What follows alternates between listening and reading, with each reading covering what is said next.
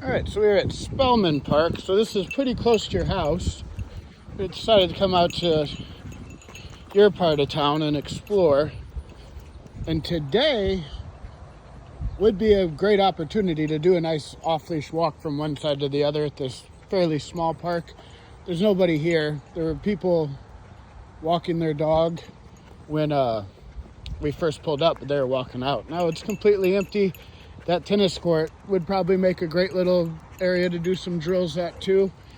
And I'm sure it's busy during the summer, but in the winter, parks like this are usually pretty open, and they make a good option for him to do on stuff to do with them, of just get him out, let him start exploring on his own. The more he can explore on his own, the better it is for him. Definitely not a requirement though. There's plenty of dogs who never really get off leash that I work with. But this is what the default heel should kind of look like, where all I don't want is pressure on the leash. If there's pressure on the leash, I will walk away from that pressure. So as long as there's no pressure on the leash, there's not too many rules. So if he kind of drifts off a little, I would walk the opposite way of where he's drifting. He drifts left, I drift right. He goes ahead of me, I would go the opposite way, until he just gets into this nice rhythm with me. And we can get used to these walks.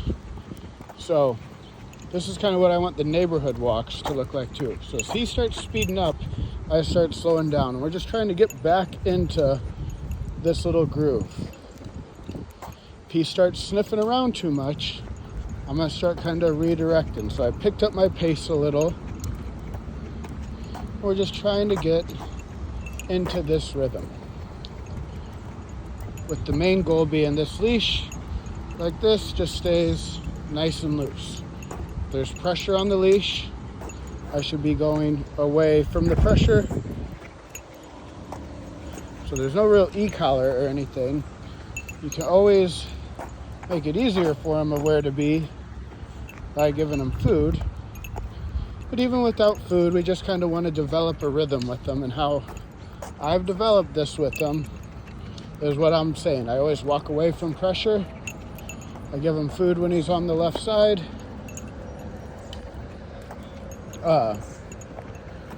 And he speeds up, I slow down. We should just start getting into this nice rhythm of walking together. He's got a pretty good heel, but it does take everybody their little bit of time to get into their own rhythm with them. But that's how we're gonna do it. But this is a nice park. Just kind of just driving around looking for parks around your area to see what would be good.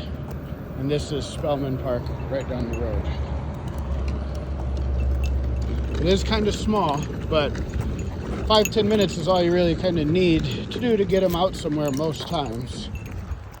He can do more, but you don't have to do too much more.